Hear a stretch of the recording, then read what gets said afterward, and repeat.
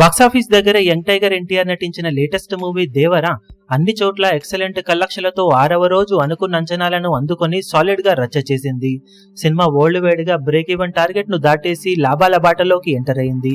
Cinema ఇక మీదట సాధించేవన్నీ కూడా బాక్సాఫీస్ దగ్గర లాభాలలోకే ఎంటర్ అవుతాయని చెప్పవచ్చు.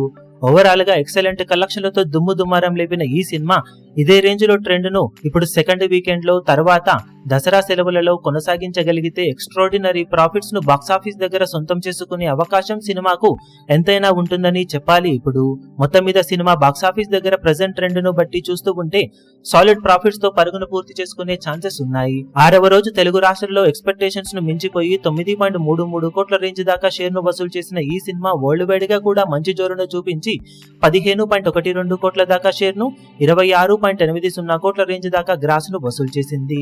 కాగా ఓవర్సీస్ లో కలెక్షన్స్ లో అవ్వడం కొంచెం ఇంపాక్ట్ చూపించింది, కానీ ఓవరాల్ గా 6వ రోజు సాలిడ్ గానే జోరును చూపించింది సినిమా. ఇక టోటల్ వరల్డ్ వైడ్ గా 6 రోజుల్లో సినిమా సాధించిన కలెక్షన్లను గమనిస్తే నైజాం లో 48.27 కోట్లు, సీడెడ్ లో 21.90 కోట్లు, వైజాగ్ లో 13.03 కోట్లు, ఈస్ట్ లో 7.72 కోట్లు, వెస్ట్ లో 6.28 కోట్లు, గుంటూరులో 10.57 కోట్లు, కృష్ణాలో 6.93 కోట్లు, నెల్లూరులో 4.94 కోట్ల దాకా షేర్ అందుకున్న ఈ సినిమా తెలుగు రాష్ట్రాలలో మొత్తం మీద 119.64 కోట్ల దాకా షేర్ ను 168.05 కోట్ల గ్రాస్ ను వసూలు చేసింది.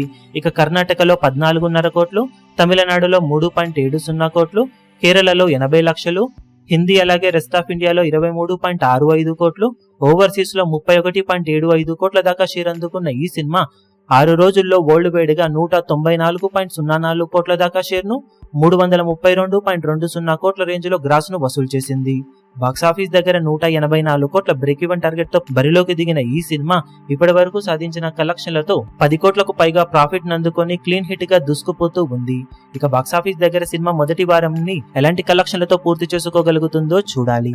ఈ వీడియో మీకు నచ్చినట్లయితే లైక్ చేయండి, షేర్ చేయండి, ఛానల్ ను సబ్స్క్రైబ్ చేయడం మాత్రం మరవకండి. ఏ చిన్న అప్డేట్ ను మిస్ అవ్వకూడదు అనుకుంటే బెల్ ఐకాన్ ను ప్రెస్ చేయండి.